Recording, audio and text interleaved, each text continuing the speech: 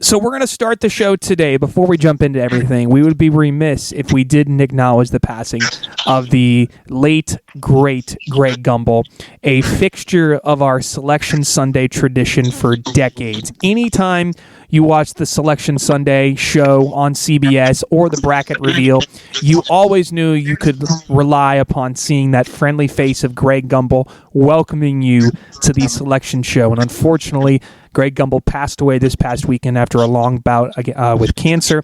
He was a phenomenal sports broadcaster and a great host, but from all accounts, an even better person. We send our thoughts and our prayers and our warm wishes to the entire friends and family and CBS Sports family of Greg Gumbel. So it's no better way for him to start our podcast here today.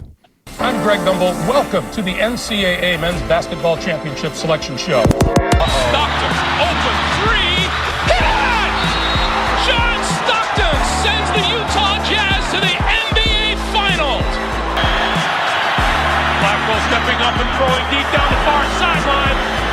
Caught into the end zone. Touchdown, Jacoby Jones. Hello, friends. Welcome into another episode of the D1 and Done Pod. This episode brought to you by the official Mountain West and SEC correspondents and the benefactors of the pod, the Hagen Hall Boys. Make sure you give us a follow on our Facebook, Twitter, Instagram pages. We are D1 and Done. You can leave a review and rate us 5 stars, whether you find us on Spotify, Apple Podcasts, wherever you find your podcasts. Make sure you leave us a review. You can email us. It is the letter D, the number 1, and done pod at gmail.com. And you can also send us your questions via SpeakPipe, and we could answer them on the show. Last week, we got a chance to talk a little North Carolina basketball, so we hope to get that fired up and back up and running and push it out on our social media pages so you can be involved and get your voice on the show, because we are a family-run show. We're completely all about the kids, and we always want to support those of you who listen to us every single time. We've been off for 2 weeks, so it is good to be back. I'm Robby Donahoe. Dialed in remotely are Nick Mills and Dusty Mills. If this is your first time listening into the pod, we welcome you aboard. Dusty played his college basketball at Kentucky and Ball State, and Nick and I... We played basketball. We played basketball. We still, some of us still do play basketball. At what level? We're not going to divulge that information. But just for you to know, we both played basketball, but Dusty played it at a much, much higher level. So, fellas, it is good to be back. It is good to have you all aboard. It is Season 2, Episode 10. Merry Christmas and a Happy New Year. We're going to get a chance to talk about our New Year's resolutions for some teams, players, some memories or moments from this year in college basketball. We got our top stories coming up. We'll talk about some results that you may have missed and some other stories that you probably need to keep an eye on. We're going to revisit our preseason predictions just to show how on target we were with everything. And at the end of the show, we may even get some hot takes. Who knows? But we do. I do want to shout all 3 of us out. We absolutely crushed our locks 2 weeks ago. All of us. We both had all 3 of us had 2 locks, and we went 6-0 across the board. So, shout out to all of us on the locks. Very proud. And that just goes to show you that gambling is easy, and we can all win money if we do it all together. So... We'll have our locks for the upcoming college basketball week later on in the show. Nick, how's everything your way? Everything's great my way, Robby. You know, as we sit here December 30th, the 40th birthday of LeBron James, still kicking it. Dusty is not still kicking on the basketball court, so shout out to LeBron. But I'm doing good, Robby. Good to hear. Look for the new year. Wait, hold on. LeBron and... Oh, okay. I see what you did there. Never mind. Dusty, life is a little hectic your way, but it's good to have you back. Thank you. Michigan State's up 42-34 on Western Michigan right now. I feel like Michigan State always loses one of those weird games in December to a directional Michigan school or some Michigan school they shouldn't be losing to. It feels like it's like a bi-yearly tradition now. I think so. Maybe I think it has some football losses. I'm not sure. That's creeping into my brain too. Yeah. But I think they are good for one of those. Like I said, maybe every 2 or 3 years, give or take. Sure. It's probably hard to be a Michigan State fan right now. I'm going to be honest. The football team has fallen off completely. The basketball team is just Robby. a bev average. Don't say that. You cannot say that. That's what they said. Tough coming. That was their saying, not mine. It was. Oh, my gosh. Anyway, let's talk some college hoops. We're not going to talk about the Colts. We're not going to talk about anything football. We're only going to talk about college basketball in this program because that's what this college hoops program is all about. Oh, one thing, real quick. Okay. And we're football. Dolphins still in the hunt. In the hunt. Still out in the woods with your gun. On the Still out radar. there. Is Tua playing next week? I have no idea. I've been trying to find stuff today. I have an exact quote from Mike McDaniel. Quote, I have no idea. Oh, Close okay. quote. So There you go. Dusty and Mike on the same page. Good to know. Are Wait, are the Colts not in the hunt anymore? What? No, we got caught in the woods, Robby. Who's the guy who hunts Bugs Bunny? What's his name? Mel Blanc or something? Rabbits. That guy. Yeah, he got us, unfortunately. Yeah. We're no longer in the hunt. The high-scoring, high-flying New York Giants. 45 points, Robby. Oh, my gosh. We can't let this devolve into chaos. So You're right. Let's get this back on track. Dusty, I want you to start off with any top stories or anything that popped up from your past 2 weeks in college hoops that you've noticed. Kentucky, I'm actually kind of afraid about them right now. Explain. Louisville, who I mentioned in our pre-conversation, barely beat Eastern Kentucky, kept them our time. Loses to I would say a bad Ohio State team. I know they had a good win over the weekend as well, but I don't know. We're worried about them. Dropped to 10 in the AP poll. I know that was a quick drop. I think people liked them pretty quickly. The team I want to keep talking about though is, Memphis shredded Ole Miss. Oh my gosh, Memphis is the epitome of the what's the phrase when you're up and down, whatever, Jekyll and Hyde. Yeah. I feel like Memphis could beat anyone to also lose to Morehead State, beat Alice Lloyd College the other day. Memphis may lose to them, but they could also come down and beat Auburn. Actually, they probably do because Auburn is, and we'll get into that, best team in the country. But Memphis is kind of I just like watching them. That's where I'm at. College basketball is right now. They are, by the way, they are the only team in college basketball with 8 wins in the first 2 quadrants. The only team in college basketball. They're also currently the only team ranked in the top 25 with a quad 3 loss. Nobody else has a worse loss than Memphis to Arkansas State at home. Mind you, that Arkansas State loss is really not as bad as people are making it out to be. Arkansas State is 97 in the net. They're 9-3 overall. So that's not really the worst loss in the world. And then their only other losses came to Mississippi State and Auburn. So I agree. This Memphis team, their guard play, PJ Haggerty, Tyrese Hunter have been great. Did you guys get a chance to watch any of that Memphis Ole Miss game? I had it on because I paid attention closely. So okay. Go ahead, that Colby Rogers dude, my gosh. If he stays that hot for the rest of the year, look out.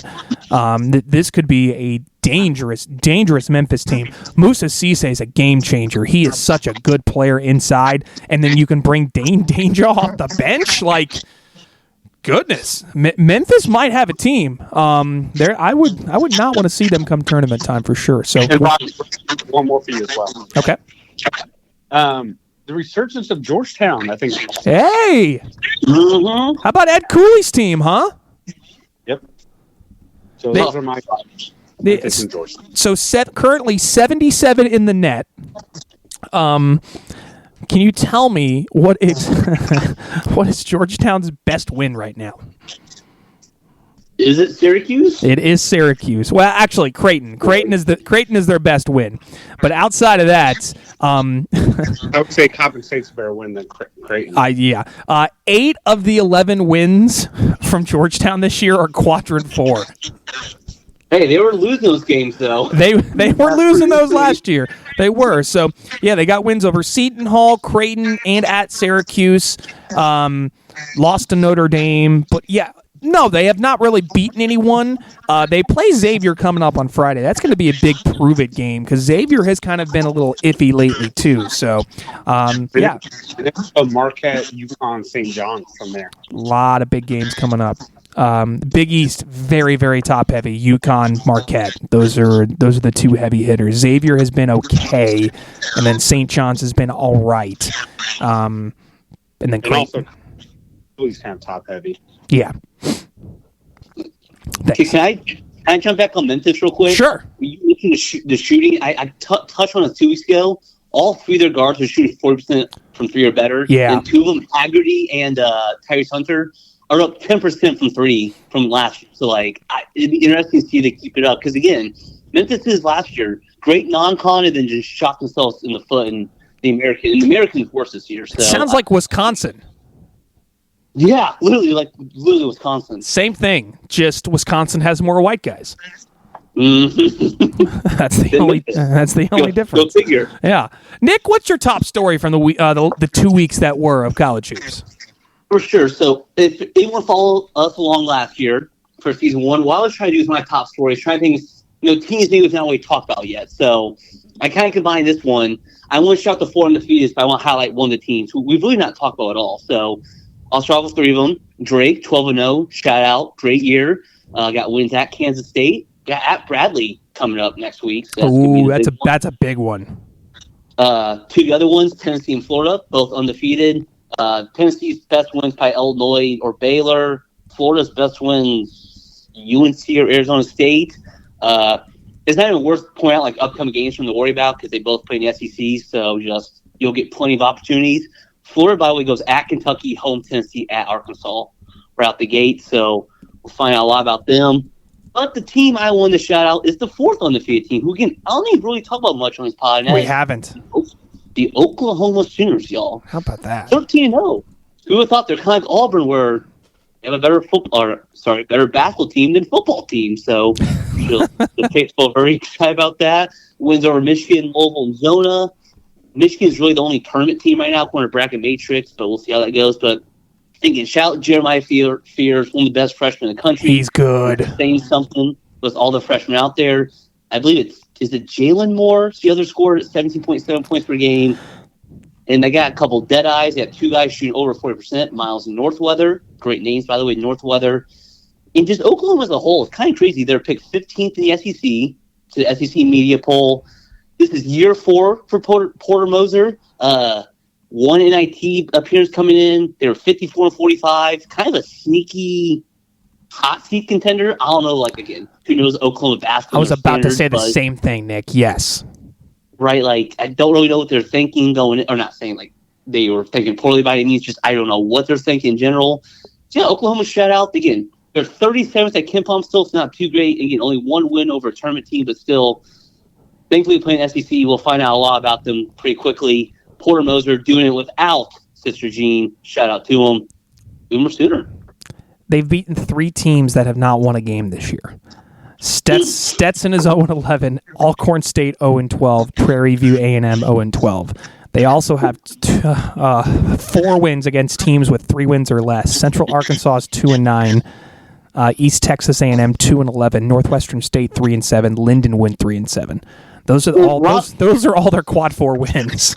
Well, Robby, have you considered those teams are so bad because they have play Oklahoma and it kind of just their heads a little bit? It's possible, yes. But I'm just saying, there some of these teams, and that's partially the reason why that Oklahoma is still kind of trying to find some respect because they sit at 12 in the current AP Top 25. Speaking of, new AP really Top 25 is out. Nothing changed with the top 13. Gonzaga dropped to 19. Ole Miss dropped to 24. Everyone else just about stayed the same outside of Memphis moving up 5 spots and UCLA moving up 7 spots. But this is kind of the topic I wanted to talk about. And speaking of top teams and the polls and such like that, I believe that Auburn is by far the best team in the country, and it's not even close. And you can make an argument for Tennessee. I understand. And I understand that people want to rank teams number one that have undefeated records. I don't put as much stock in the fact that Auburn lost at Duke, and that was a close game the entire way. Currently, right now, Auburn has the highest-rated offense in the history of KenPom. Like, they are breaking the algorithm of KenPom right now. And KenPom's been around for over 20 years. That's how good Auburn is. They have multiple 23-year-olds. This is an old, experienced team that has probably the player of the year in college basketball right now in Janai Broome. You got plenty of good guards that can make shots. You can switch 1 through 5, so you can't really pick and roll them to death.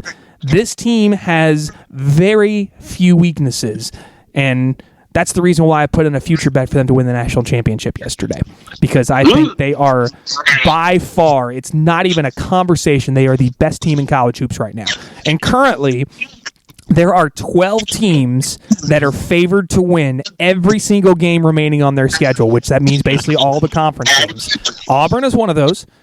Based on KenPom, right? Correct. Auburn. Okay. So these 12 teams are Auburn, Duke, Houston, Gonzaga, Memphis, High Point, Central Connecticut, Lipscomb, UMass Lowell, which I was kind of surprised by, McNeese, Liberty, and Grand Canyon.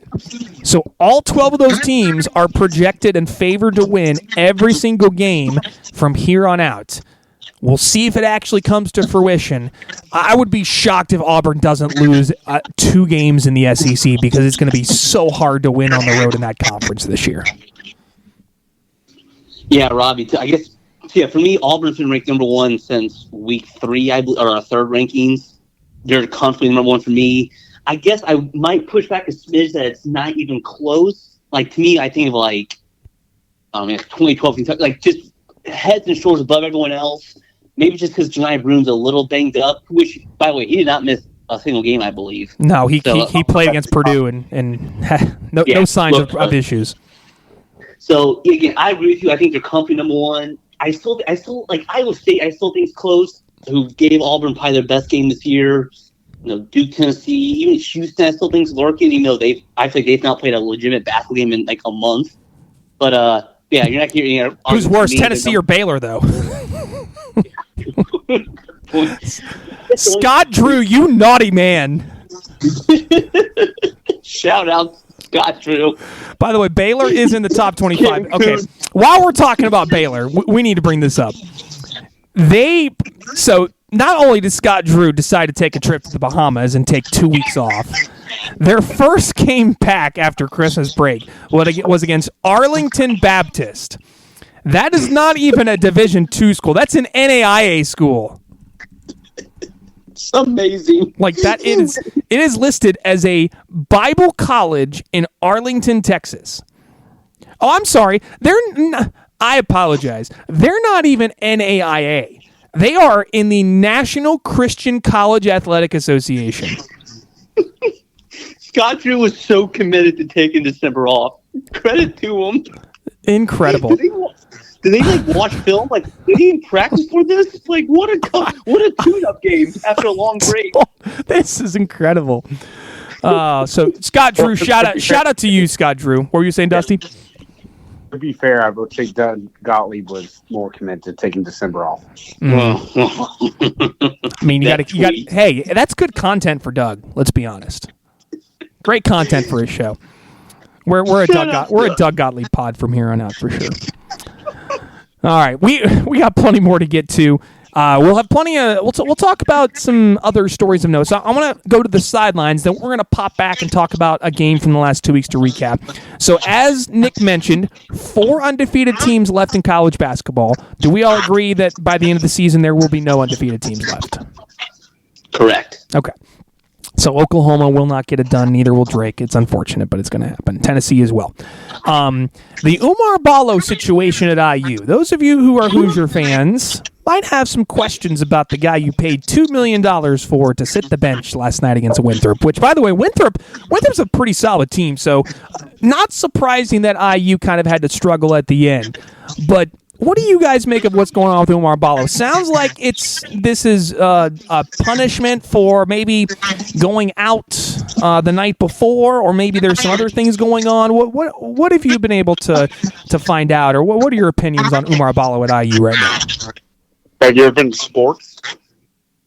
Have I ever been what? The sports in Bloomington. It's a bar. Oh, Yes, the bar. No, I've not been there. No. Apparently he has. So that's my.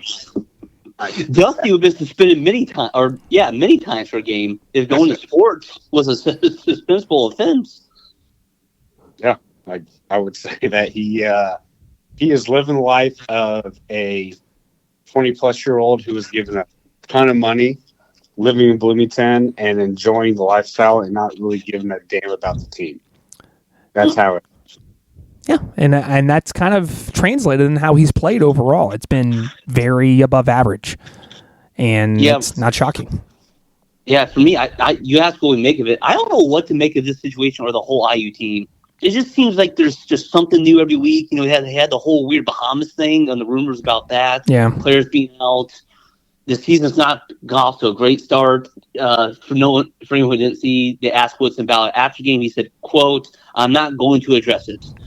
Close quotes. So, which means that there's more to it than what people are finding right now. I assume there's much more they're talking about in message boards, but just on the surface, there's obviously some stuff brewing below the surface that we don't know. Speaking of which, currently, according to Joe Lenardi on Bracketology, IU is not in the projected field of 68.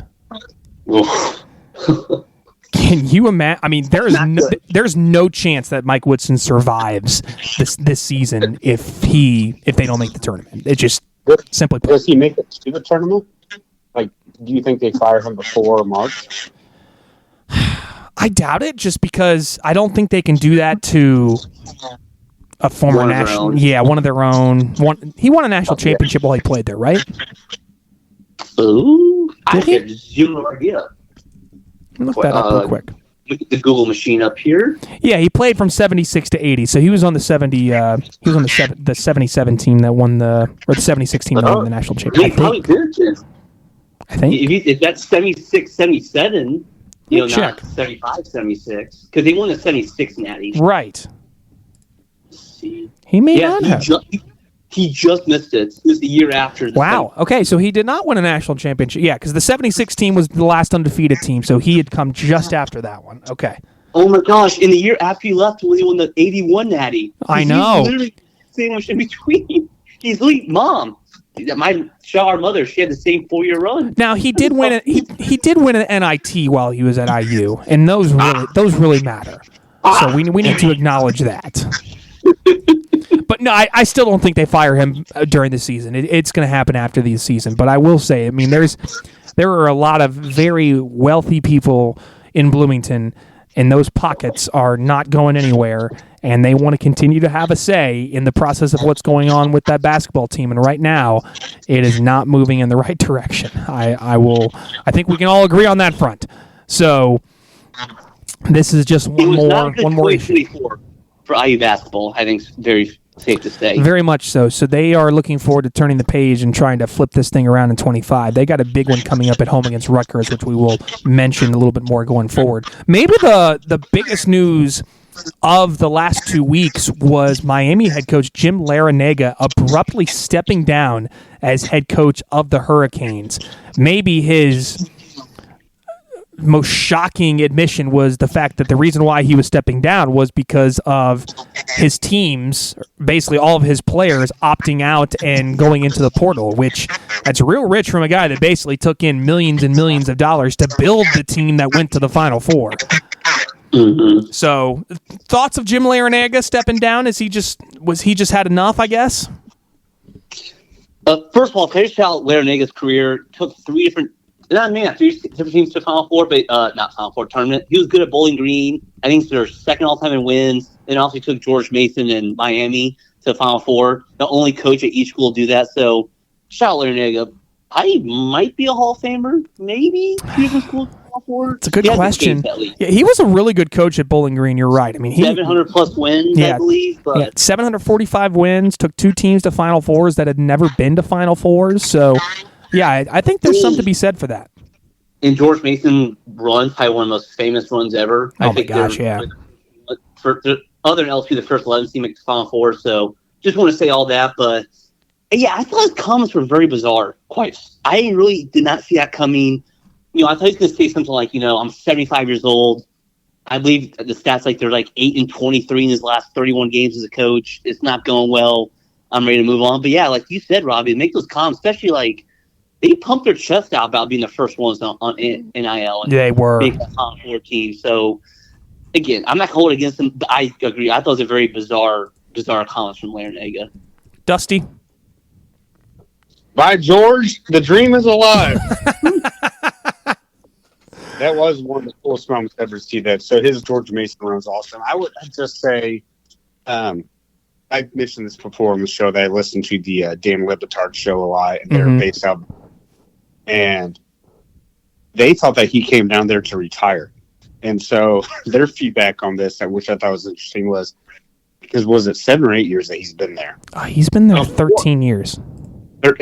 Oh my gosh, it's been 13. Yeah, he's been there 13 years.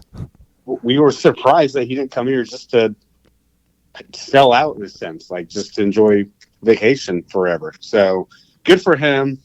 Yeah, his speech was a little just you you built your team on NIL and then you're mad because it's not working for you now. Yeah. So I don't like that part, but good for him. I'm with you, Nick. I think he is a Hall of Famer, and he's just been really, honestly, very likable. So always been, yeah. It's a shame that he, calls it in late December, but good for him and enjoy retirement to Larranaga. It's very fitting that he's retiring for the real thing that kept him going, because that Miami team that went to a Final Four in the Elite Eight the year before that team was completely built on all that money that John Ruiz had basically filtered into the program over the last couple of years, and now they've just sunk and fallen like a rock. But it's very, very ironic how that has all gone down. So Miami will be looking for a new coach. That'll be a very, very, very pricey job, but also a job that a lot of coaches are going to want to go for, because there's a lot that you can work at with your disposal. Not too far. Well, I don't know. You got to go pretty far up the road from Florida to get to Tallahassee, but Leonard Hamilton is facing some issues at Florida State. Multiple former players are suing Leonard Hamilton over the fact that they were not paid money that they were promised in an NIL deal. Now, whether this was an NIL deal that was in print or it was spoken to or over text message, whatever it may be, supposedly 8 players basically walked out of a practice last year at some point because they had not been paid the money that they had been promised in NIL, which, this is what's kind of turning college sports into kind of chaos, is all of this money that's being filtered in now is just above ground and not below the table, and it's making things rather interesting, if I say so myself. Yeah, this is the Florida State basketball program. Just another. It's not been going well the last couple of years. Now they add this on top of it. It's just not good for a boy Leonard Hamilton, who, if anyone's ever seen The Wire, looks just like Bunny. So I don't know if anyone gets that reference, but I wish I did. Not good. Not good for Florida State. And by the way, Leonard Hamilton, ACC coach, and Larranaga stepping down. The ACC just keeps losing coaches. It's by the way, mess. Tony Bennett's out. Tony Bennett in the last couple of years, I'll see Roy Williams, Jim Boeheim, Jim Boeheim. Heck, Buzz Williams left Pod Tech. Like, it's exodus.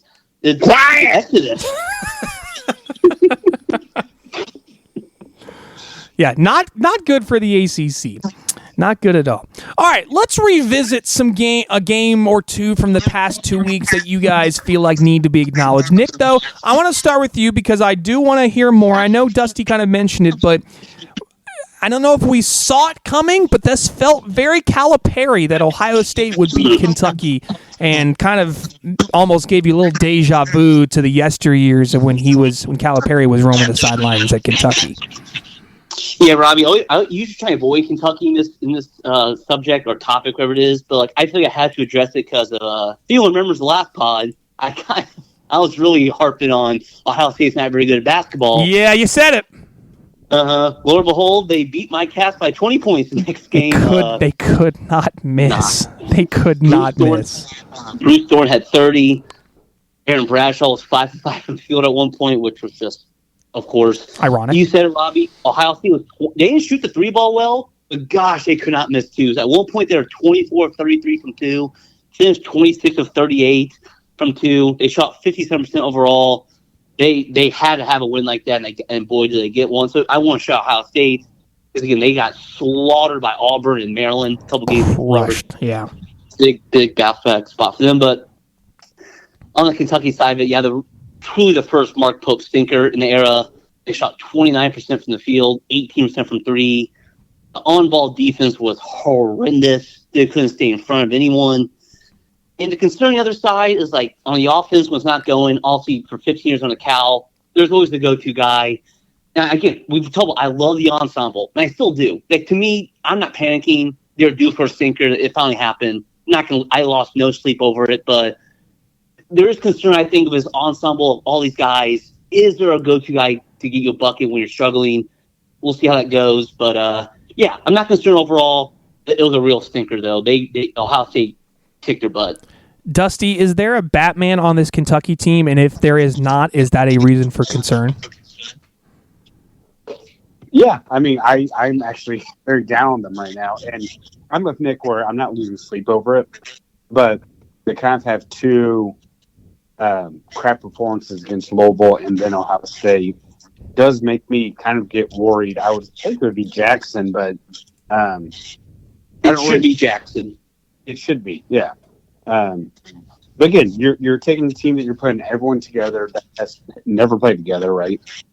And let's see what the SEC does to them, because that's going to be very daunting. Like Nick said about Florida earlier, and 10 games in, you find out quickly, like, are you?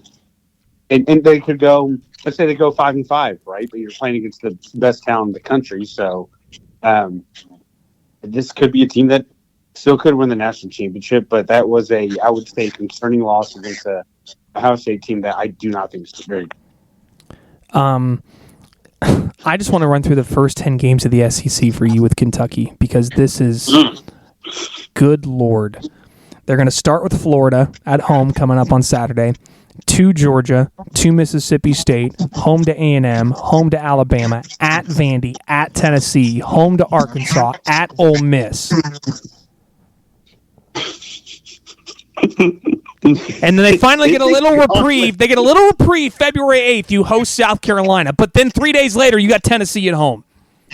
That's the SEC is going to be an absolute slaughterhouse this year. Yeah, someone had projected 13 tournament teams the other day, which, again, the all-time record is 11. It's for all 18 or 16 teams, it's going to be a slugfest, dude. It's going to be insane. Yeah, I would say that stretch means a lot of bourbon and drink responsible kids. So keep an eye on what Kentucky is doing, because, yeah, definitely some concerns over there. But the SEC as a whole, it's going to be a monster this year. Robby, real quick, do you think, as a Kentucky fans, we should be making anything of this game, just real quick? I think it's one of those flush it games for me, but also I think I've seen Bruce Thornton do that against Purdue and many other Big Ten teams in the past. Just these random, full moon performances that you had no idea that it was even possible. I'm concerned over when the shots aren't falling. How are you going to score? And if you can't keep anyone in front of you and there's no one protecting the basket, it's a bigger problem. I will say the rebounding continues to not be an issue, which is good. Otega-Owe and Andrew Carr seems to be guys that are willing rebounders, and when things aren't going well, showing effort and being able to show that you care on the glass, that's a good sign for me. But Kobe Brea's got to come in and he's got to make at least 50% of his shots. Jackson Robinson has to be a lot smarter with his shot taking. I thought he has taken some really bad shots over these last few weeks. And then Lamont Butler's got to be a dude too. He had a big old goose. Well, he had 4 points, but he had a big old goose egg against Ohio State and just did not show up. I don't know what Kentucky team that was, but I'm going to go ahead and say flush it, move on. There's definitely some concern, but I think we've seen the good of what Kentucky has, and I think you got to focus on that. I think it's all fair round. Indeed. And, yeah, Ballo has many turnovers as points in that game. Shout out to him. Yeah, for sure. Okay, speaking of the SEC, other games I want to shadow. How about Mississippi State, guys? This Chris Jans team just went on the road. We had talked all about how great Memphis was. State went on the road and won at Memphis by 13, and that game was not close ever.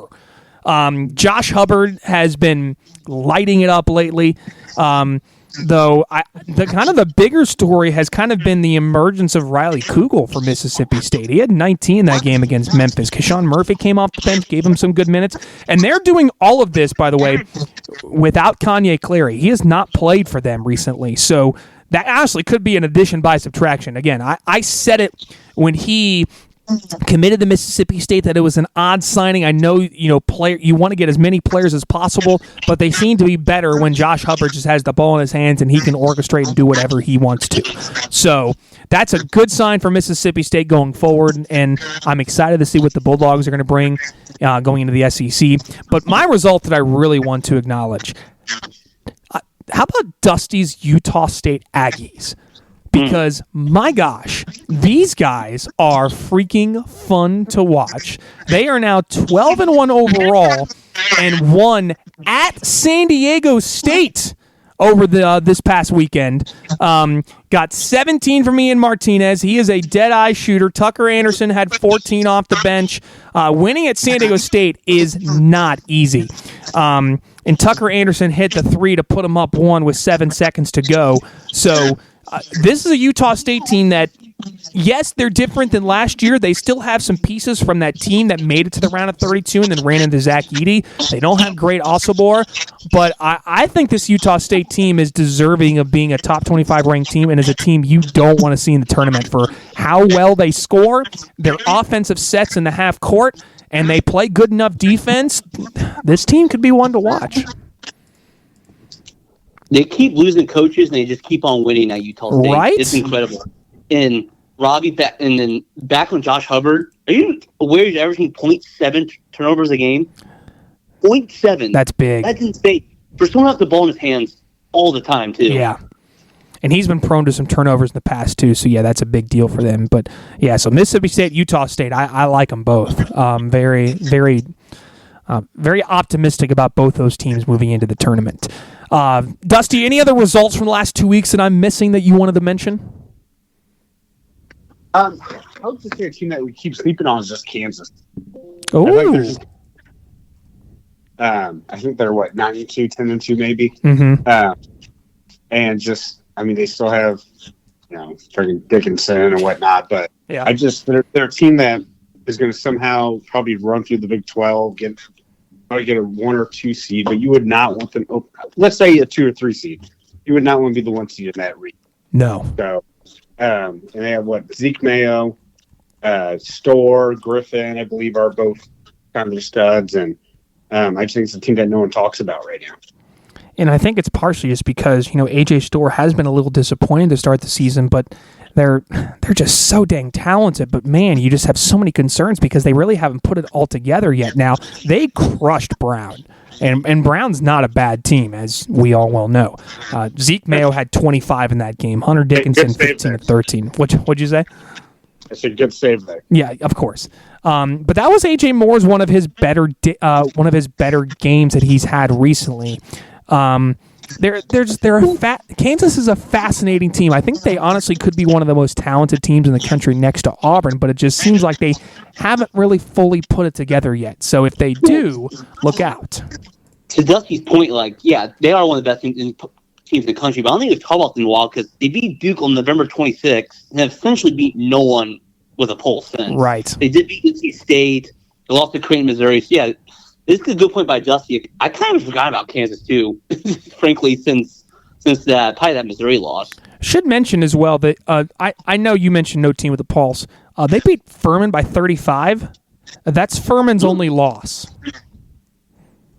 Furman's 12-1. So, and I know, Paladins. Yeah, Paladins. Sorry. So the Paladins have been pretty darn good as well. So that's another interesting one as well.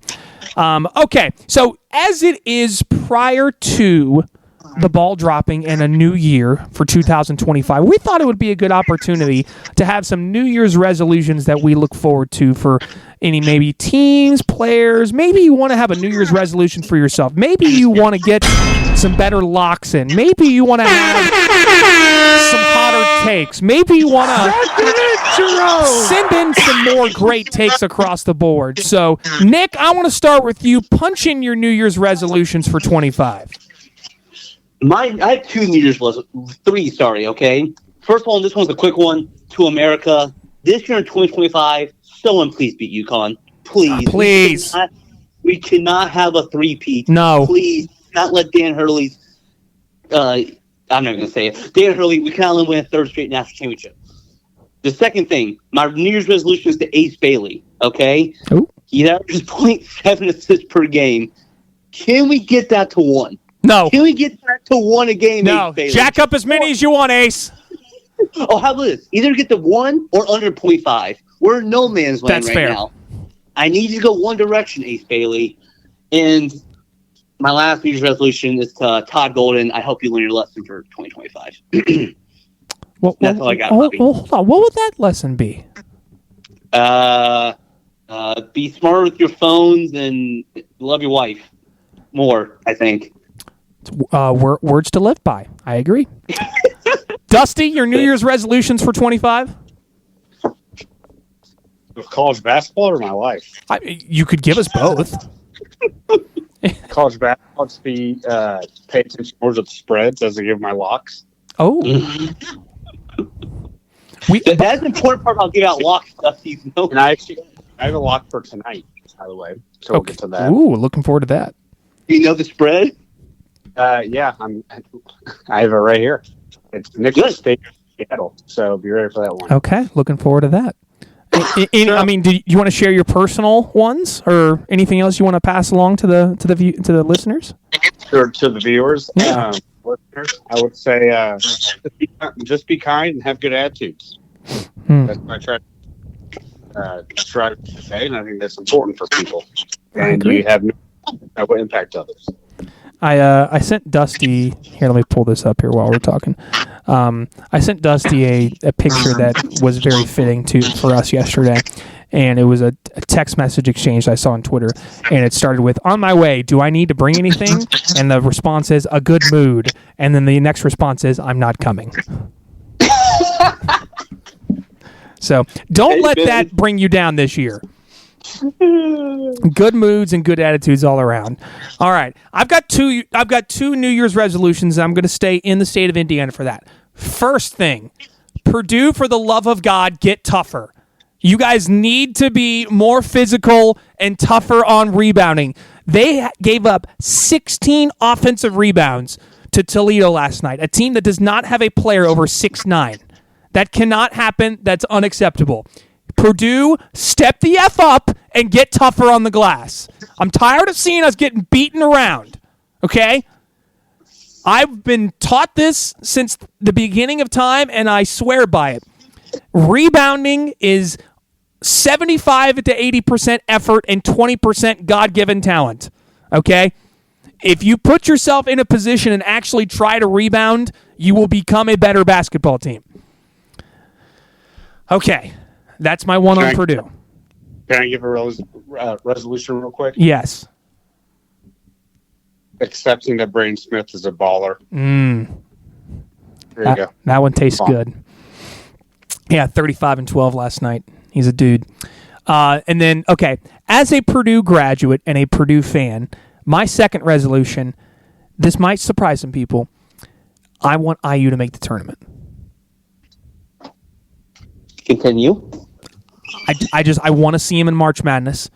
I want to see my IU friends at least get to enjoy in the splendor and, chivalry, cavalry that is the big dance. I don't want to see our good friend Joe Steele sad when March comes around. But most importantly, I don't want Mike Woodson to leave. I think he's the best coach that IU has ever had, and he never needs to leave. He is great where he is. He's doing a fantastic job. Mike, my New Year's resolution for you, don't change, my man. Keep doing what you're doing. Fight the good fight. Keep doing your thing. I thought that's where you're going with this, Robby. That's well done. That's well done. Well done. I wonder if IU fans gave him truth serum if they would they take a missed tournament to get rid of Woodson at this point? I bet they wouldn't. I bet they would say no. I don't want to make the tournament so we can get rid of Mike Woodson, and I don't blame him. I would not, son. Yeah, I would. Would not. Oh, I would, son. Well done. Well done. Hey. So there's your some quick New Year's resolutions. I do want to quickly revisit our preseason predictions that we had at the start of the season. Now, Nick, you're in great shape. I couldn't find anything to pin you on, so you're doing just fine. Yeah! Nick's in great shape. Dusty and I, not so much. As we remembered, Dusty did not rank Tennessee to start the season. He did Miami, though. He did rank Miami, so it's okay. He did say, though, I'm going to shout him out, he did say IU is overrated. So we got to give him his flowers for that. I'm going to show some accountability on my end. When I called Auburn overrated, that was not good. And then I went around and just doubled down and dug the hole deeper and said Wake Forest and Kansas State are underrated. Hey, Coleman Hawkins, never again! Never again, Coleman! I extended the olive branch. I thought we were going to be on good terms. The guy has been absolutely terrible. Kansas State has been completely average. I'm so disappointed in Jerome Tang and the Wildcats this year. It's just been very, very, very disappointing. So, Robby, I should point out, I think I had Arizona preseason 12 and had Caleb Love maybe second team. You did have Caleb Love second team, so there's your only real bad take there. Yeah. Sorry, faithful. Sorry, I'll blame Tommy Lloyd, not me. I do want to also down both of you guys. You guys both had Braden Smith on your third team All-American list. So, But I also had Janai Broom on my third team, so that didn't very good either. Our first teams, though, have been pretty well. I had Grant Nelson on my first team. That really hasn't been great. Dusty had John L. Davis on his first team. That has not gone well this year for Arkansas. No, it's not. But I will say I love Cam Jones. I think Cam Jones has been really good for Marquette this season. So that's been good to see him kind of break out of his shell and turn Marquette into a really, really good team. So. But yeah, we will obviously continue to revisit our preseason picks throughout the year. We still have that steak dinner on the line for the most conference championship picks, correct? Yeah, I think you said it without telling us. Yes, that steak dinner. Look forward to it. We're okay, good. All right, I just want to make sure that we're all on the same page on that front. All right, good. All right, let's look at our upcoming slate of games. We have a couple games have already finished. Princeton just got a big win over Akron, 76-75. Tigers needed that one. They go to 10-4 overall. Akron is frisky, man. They're going to be a pain to play when they get to the MAC. Other games we still have going on right now. We'll give you a final score of that Michigan State game. Probably by the time this pod is over, the Spartans are leading Western Michigan and about ready to close that one out. Other games tonight, big one. Speaking of Kansas State, Cincinnati goes to Manhattan to take on Kansas State. Our two teams, Robby. No, just your team. I'm not involved in this. Not involved. Big 12 has some really good games going on. They start conference play tonight. Houston goes to Oklahoma State. TCU is at Arizona. Iowa State, careful Cyclones, going to Boulder to take on Colorado. I have seen so many high-rated teams in the past fall victim to Tad Boyle and Colorado's teams in Boulder. So look out for the Cyclones. Good one in the West Coast Conference tonight as well. If you want to stay up late night and be a belligerent gambler, Santa Clara is at San Francisco. That's probably going to decide around the 3-4 seed for the West Coast conference tournament, if I had to guess, because I would guess Gonzaga's 1 and I guess St. Mary's 2, but I guess Oregon State, Washington State could be in that conversation, but we'll see. On Tuesday, coming up tomorrow night, Brown. Boy, this is going to be a tough game for Dusty. Dusty's Brown Bears are at Kentucky. Who will he choose to support in that game? Dusty, who are we supporting? Say that again, sorry. Go Bears. Go Bears, okay, fair enough. Lilly Jr., watch out, Caps. He's very good. Yeah, he is. UCF is at Texas Tech. VCU at St. Bonaventure. That's a couple 10-plus win teams. That's my lock. We'll talk about that in a moment. Davidson's at George Mason. Keep an eye on this one. Tennessee is at home against Norfolk State. Now, Norfolk State has been in the news for not basketball reasons because they hired Michael Vick as their new head coach. They just came off a win over High Point, a team that's probably going to win the Big South. Norfolk State has had a couple decent wins this year. Don't be surprised if Norfolk State covers at Tennessee. Again, for Tennessee, second game after Christmas break, maybe thinking about New Year's that night, never really know. And Robby, we didn't get to pod, but they had a scare against Middle Tennessee State. They sure did. They sure did. What was that score? Do you remember what the score was of that game? I know they're down 6.5. Okay. That for sure. I think 34.5. Yeah, so they won it 82-64. It was a tie game with 9 minutes to go. Mm-hmm. Tennessee was up. Yeah, Tennessee was up. Tennessee was up 1 with 9 minutes to go. Then they ran away from it. But still, they made that scoreline look a lot better than what it actually was. So, again, first game after Christmas break is always an interesting one. You never really can guarantee what's going to happen on those. So keep an eye on Tennessee for that one. Maybe they come out guns blazing, win by 50. Arizona State at BYU. Utah State is at Nevada. Boy, the games in the Mountain West just don't get any easier for the Aggies. Coming up Wednesday, New Year's Day. UConn is at DePaul. Chris Holtman, can we ring in the new year with an upset win? That would be fantastic. I would love that. This is probably my favorite game of the week. Cal has to make the round trip to go play at Pitt for a conference game in the ACC. It's stupid. Drake is at Illinois, Chicago, putting their undefeated record on the line. North Carolina is at Louisville. Those are two teams that are desperate for quality wins to help their tournament resume. Bradley at Indiana State, Belmont at Northern Iowa, a couple of games there. Thursday, Big South big game. Radford's at High Point. Big Ten games. Northwestern at Penn State. Purdue at Minnesota. Rutgers at IU. Maryland at Washington. And Illinois at Oregon. That's right. Maryland has to go to Seattle, Washington on a Thursday night and play a game on January 2nd in the year of our Lord 2025. Oof.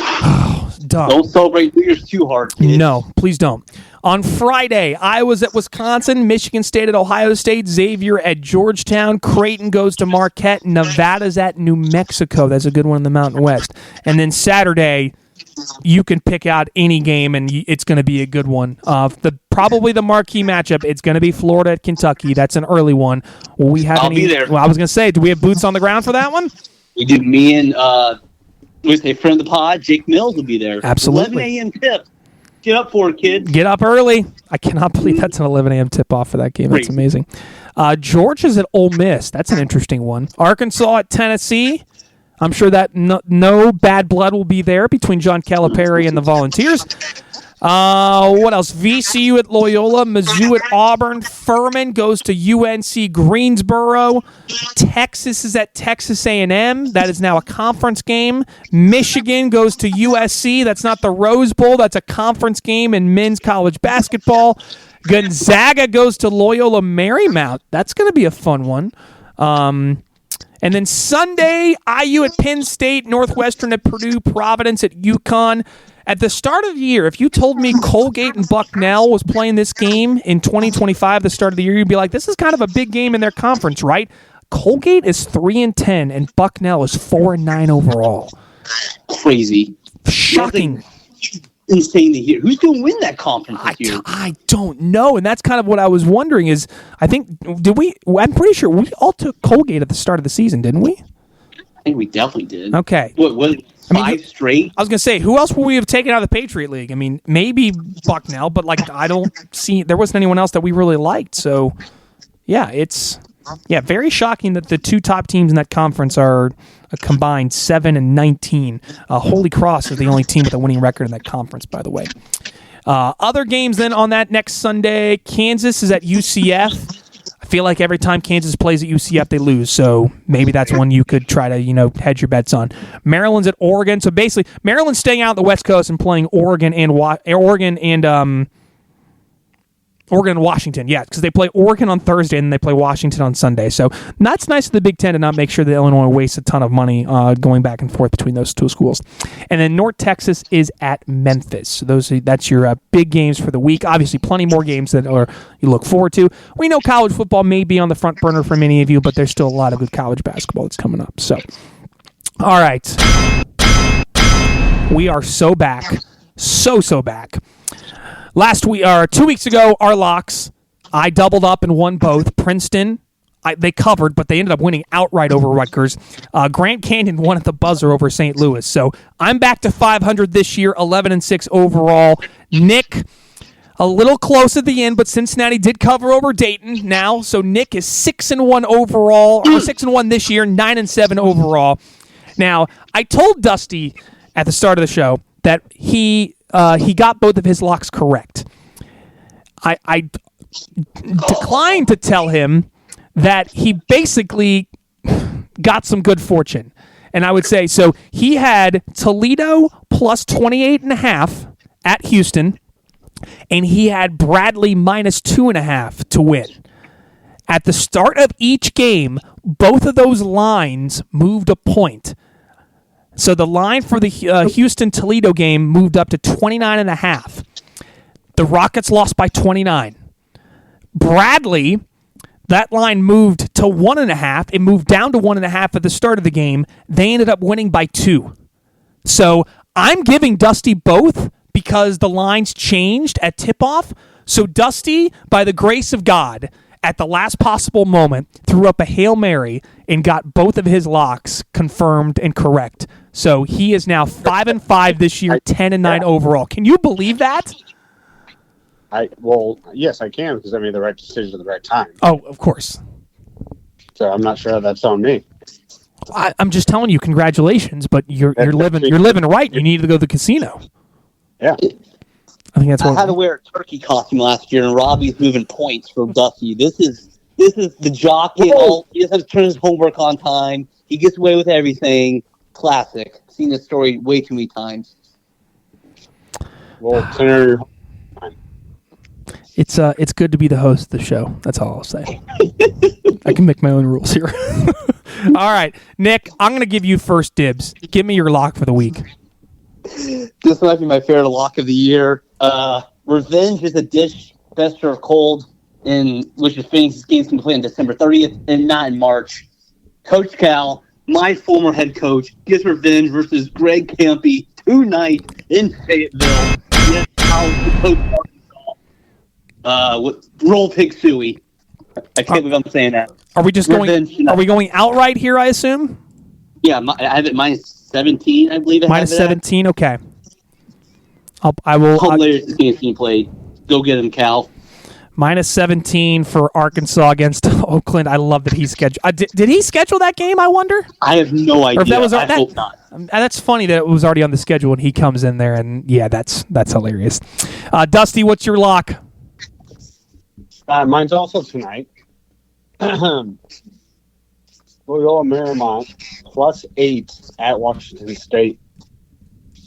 Ooh. Any reasoning behind that? Nope. All right. Wow, interesting. And the great story of Loyola Marymount from the 1993 year. There you go. Guru of Go, Paul Westhead. Bring it on, baby. Yep. There's some fun teams. My lock for the week is going to be a little bit later. It's coming up on, tomorrow, Tuesday. St. Bonaventure, the Bonnies, are fantastic this year. In my opinion, probably a top 25 team. They are exceptional at home, and they're also exceptional against the spread. 11-1 if you're keeping score at home. 11-1 against the spread this year. They are going to cover against VCU. So lock those in. We've got Arkansas minus 17 tonight against Oakland. Loyola Marymount plus 8 at Washington State. And then St. Bonaventure, I would say it's going to be like 4.5, maybe 3.5 against VCU coming up tomorrow night. So those are our locks for the week. We'll see how we do. But we are all above, at least either at or above 500 this year and overall. I think it's the first time we've been at that point for this pod. since we started. So that's we've made some progress. So that's good news. Really, really, really, really good news. All right, Nick, time to turn it over to you, my friend. You could choose a lot of funnies, but there's no one funnier than Nick Mills. It's time for Nick's Funnies of the Week. Jake's in my room right now. You found what you found, Jake? Okay, he's going to fit our fat cat. He found him, though. So, okay. Glad you didn't get attacked. Did not get attacked. All right. Sorry about that. Funnies of the Week. And by the way, there's a lot of catching up to do. I'm not sure I found everything. But we start the first nominee, John Rothstein. That man had a tweet that I'm just going to read. He quote tweeted a tweet about Liam McNeely's last 3 games, and he said, and I quote, "So much Grady Dick and Liam McNeely." Oh, no. Close quote. I'm not sure why that's funny. I was told to add it in. I really don't. But, yeah, a lot of Dick and Liam McNeely. So yeah, you said it the first time. That was fine. Okay. Other nominees. We didn't get a chance to talk about this game. Gonzaga versus UCLA on Saturday. Oh, Ryan Nembhard. He didn't quite go full Roscoe Smith, but he told about after the game, he thought UCLA was going to foul him, so he tried. For people who didn't see, he shot not even a half court shot, 3/4 court shot, down 3. There's about 3.6 seconds to go in that game. Could have gotten a couple more dribbles, but just chucked it from 3/4 court. There was no one near him. What was he? I don't understand. What was he thinking? He explained after the game again that he inbounded to Greg. Looked like you're about to foul Greg to give it back to him. So I guess he just thought that was his best chance. Oh my gosh! The real funny thing is, if no one's ever seen it, Google Roscoe Smith, and it's I can't do it justice. It's the funniest clip ever. It's so good. Shout out Roscoe Smith. So here's the better question before we move on, Nick, is, and I want to ask both of you, do you think it's better to take a shot from half court, or would you rather go to the free throw line, get fouled, and make your first free throw and take your chances on the second miss? Which one's the better outcome, do you think? To try to tie a game down 3. If it's under 3 seconds, if it's true half court, I'd rather have that. Yeah. But if it's like 5 seconds or anything else like that, or if it's 3/4 courts, yeah, it has to take 3 seconds or less. I'll take the half court shot, in my opinion. Dusty? Half court shot for sure. Okay. I thought about that, and I was like, I wonder what is actually the better outcome. Yeah, it's a fair point. Yeah. But as someone pointed out, too, like, Nembhard's trying to shoot that so quickly. Like, sometimes they do F up the trying to foul up 3. So I see where he was coming from on it, yes, but still, I don't think he executed it very well in the end. But yes, I understand. Yeah. I think it's a very fair way of putting it. Yes. I have another nominee. It's a Robby submitted nominee. I'm going to send that after. Oh boy. The winner. But the winner, it's just so simple. It's Greg Campion and Tom Enzo rocking the Grinch sweater. It was so good. It was so good, especially because last time they did this, I believe is when Izzo wore the elf costume and he got thrown out of the game, or got teed up rather. Yes. It was just so funny. Seeing them both wear Grinch costumes, or not costume sweaters, was just so good. And they're one's a curmudgeon, I think, fair way of putting Izzo, and Campy's just a happy guy. It was a great, just polar opposites doing it. I'm glad they do stuff like that. It's good, simple humor that I got a good chuckle out of. So shout out Campy. So they're both good for college basketball. As much as I dislike Tom Izzo at times, we need those kinds of characters in college hoops. Absolutely. Yeah. But Robby, you submitted a nominee. I sure did. It has to be shouted out. So I sure did. Jake? So during last night's Toledo Purdue game, they have a big man who I believe he's from Croatia or somewhere in Eastern Europe. Grger Bursic somehow managed to go to the free throw line after getting fouled. He is a 50% free throw shooter, so not a very good free throw shooter. He missed not 1 but 2 free throws in a row. That happens, right? He airballed the first and then airballed the second. He airballed 2 straight free throws. I've seen an airball once. I've never seen back-to-back airballed free throws, I don't think, ever. And in the process of that, these weren't like short of the rim that we're kind of accustomed to. Like if it's an airball at a free throw line, usually it kind of clips the net as it's short of the front of the rim. No, he missed it far to the right, like not even close. So, Gerger Bursic, shout out to you, my friend, for completing the golden sombrero of free throws by airballing both in one standing, and that meant, well, they had already gotten it, but the Purdue fans were getting free chicken nuggets thanks to 2 missed free throws consecutively. Yeah, he would never go too far right. That's what we always say. So tough one for our boy, Mr. Bursic. Yep, Gerger Bursic. I'm not even saying anything else after you say that, by the way. I know. Hold on. It shouldn't have been that. It should have been... Send it in, Jerome! It should have been for that. It should have been I was trying to think of a joke with the free chicken nuggets, too. Not much capitals in there, but I didn't. So, shout out Gerger Bursic. Do we know anyone else who's ever airballed a free throw, Robby? Are you trying to refer to something? I was trying to tee it up for our friends. Oh, this is a good opportunity. You know what? I have been told that there could be some other people that may have airballed free throws during their time playing college basketball. Speaking of which, it's time for story time. Dusty is going to share with us a story from his time playing college basketball at Ball State. And it's time for Dusty's story time, and it has to do with free throws. So I had a teammate who's still a good friend of mine, and can't wait for him to hear this. Mo Hubbard.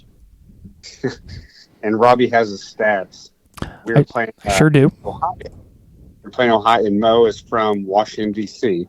Came to Ball State, and I want to say it was late in the game playing Ohio to try to go to Cleveland for the MAC tournament, because the first round essentially is at sites, essentially kind of like college football playoff was doing right now. And Mo had a free throw, and he was a horrible free throw shooter, and I'll let Robby get to that. And I'll never forget watching from the bench in a suit, because I was, redshirted that year, which made no sense. And he bricked it to the bottom right corner of the backboard. And the refs even seemed confused on what to do. And they just kind of blew their whistle and looked at each other and just pointed the other way.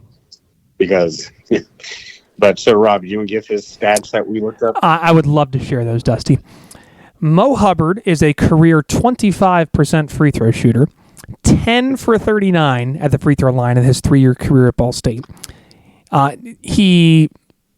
His first year, he was 8 for 24 at the free throw line. That's 33%, not great. His last year, he only attempted 3 because he had gotten hurt, so he didn't play for the rest of the year. His sophomore season at Ball State, he shot 8.3% from the free throw line. He was 1 for 12 at the free throw line. We also can say that means that his sophomore season, he fouled out more times than he made free throws as a player in college basketball. He was disqualified twice in a game. He made 1 free throw all season. So, Mo Hubbard, shout out to you, my friend. That is next level stuff right there. He honestly, when I send this to him, he's going to laugh, because he's honestly one of the most likable people in the world. But horrible free throw shooter. Yeah, he shot better from the field than he did at the free throw line in his career. Yes. 40% from the field, 25% from the free throw line.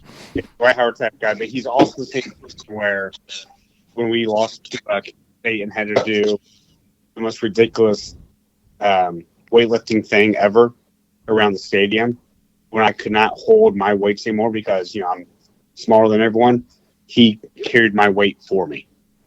Because I was about to go to the ground, because they said if anyone drops the weight, we have to start over. So, amazing human being, horrible free throw shooter.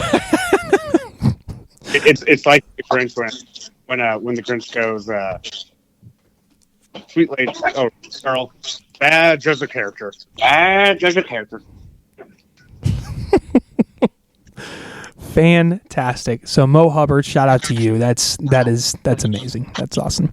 All right, Dusty, I'm going to let you wrap it up and give us your end of show shout out. So this goes back to Greg Gumbel. So he attended Loras College, who are the Dewhawks. The what? And the Dewhawks. Okay. And they've had some recent success in women's track and field. So I'm just going to read this to you. The Loras College women's track and field team etched itself in the record books in the 2019 season after hosting the college's first ever national Division III national championship title.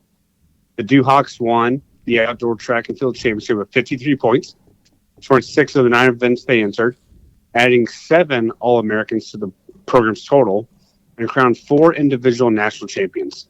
Since then, the Dewhawks defended the outdoor title in 2021 and 2022, becoming the first team since 2014 to win 3 straight titles, and add the program's first individual indoor title in 2022 and the second in 2024.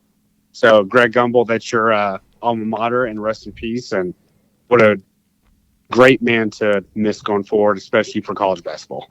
Could not agree more. Also the first Black American to serve as play-by-play broadcaster for a Super Bowl. So he was a trailblazing broadcaster and an exceptional human. So for sure, Dusty, fantastic. Also, I'm going to throw in my little thing. You know who played his college basketball at Loras College? Is it Martin Luther King? No, it's not. Okay, I know you went there. That was a genuine guess. It was not Martin Luther King, no. One Chris Jans played his college basketball at Loras College. Wow, okay. I had never heard of Loras until Gumbel passed away. I had not either until you mentioned it to me just now. Small college in Dubuque, Iowa. Morehouse. Sorry, I was thinking Morehouse. Oh, you were thinking Morehouse. No, Loras. Sorry. My bad. Gosh. Jeez. All right. Dusty, great shout out. We appreciate that. Nick, your end of show shout out. I was going to do a silly one, but I don't really want to after those. So I do want to shout out, I think one of the best characters in sports history. May he rest in peace, Ricky Henderson. He passed away while I've been gone. I know it's cross sports here, but icon, shout out Ricky Henderson. One of the greatest characters in just sports athletes of all time. I appreciate that. That's a good one right there. I'm going to end it on a somber note. Shout out to Gus Bradley. I appreciate all that you've done to make my life miserable. You are truly the worst. No, the entire Colts organization. This is an anti-shout out to you. You make me vomit. You're the scum between my toes.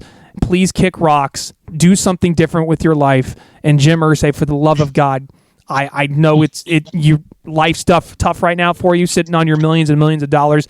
Go do something with this program and this organization and just change it, because it makes me sad.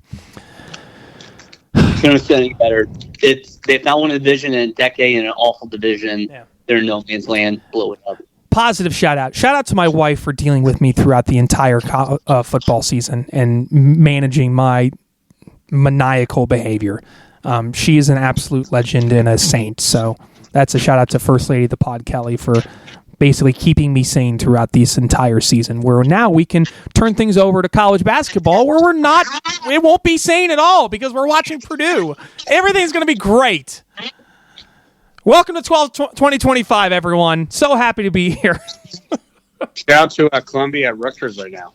Ooh, Columbia Rutgers. Nice. Should mention Michigan State did finish off Western Michigan 80-62.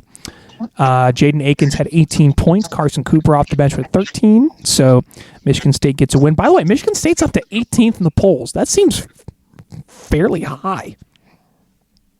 I had them top 15, I think, my last one. So their best win is North Carolina? They lost to Memphis. They lost to Kansas? I think they have no bad losses, and they have some solid wins. Yeah, I guess. 11-2. Hey, all these ranked teams keep losing, dude. Yeah, I know. Top 15. Kind of crazy. Yeah, you're right. That's a good point. And by the way, Wisconsin is continuing the tradition of their downward spiral after non-conference. So that's coming quickly. They play Iowa coming up on Friday. Good luck with that. Or Saturday, I should say. Friday or Saturday, one of those days. So, but that'll do it for this episode Robby, of the D1 and Done Pod. Yes, Nick. Oh, wait, never mind. I already said it. Go ahead. What were you going to mention? No, I already said what I was going to say. I'm good. You don't want to say anything else? No, I'm good now. Okay. You don't want to say any last news of notes or anything else to lead us into a great year of 2025 where the Kentucky Wildcats are going to be national champions? You said it, not me. Okay. I guess sorry to Lily Phillips for getting your name wrong last time, and I'm excited for 2025, boys. Dusty, anything else to lead us into 25? Don't do drugs. That's why the DARE program is so effective. Just don't do drugs, and we're going to talk about it to you for 45 minutes as a fourth grader. I also want to mention we have future Lock It In predictions. Nick, I'm still holding you to 3 teams out of the A10 that make the tournament. I do love that pick. But also, I think I'm looking pretty good about Kirk Creesa leading Kentucky in points. Remember when we had that bet on the ground there? Yes, I do. Yeah, I think you're in good shape, Robby. Yeah, I'm in good shape there. All right, so hopefully we go into 2025 with good vibes, good attitudes, and good moods all the way around. But that'll do it for our final episode of 2024. Thank you so much for listening. Again, make sure you give us a follow on our social media pages, Facebook, Twitter, Instagram. We also have all of our episodes on YouTube, so you can find us there. For Nick Mills, Dusty Mills, I'm Robby Donahoe. Thanks for listening to this episode of the D1 and Done Pod. Happy New Year. Merry Christmas. We'll see you in 2025.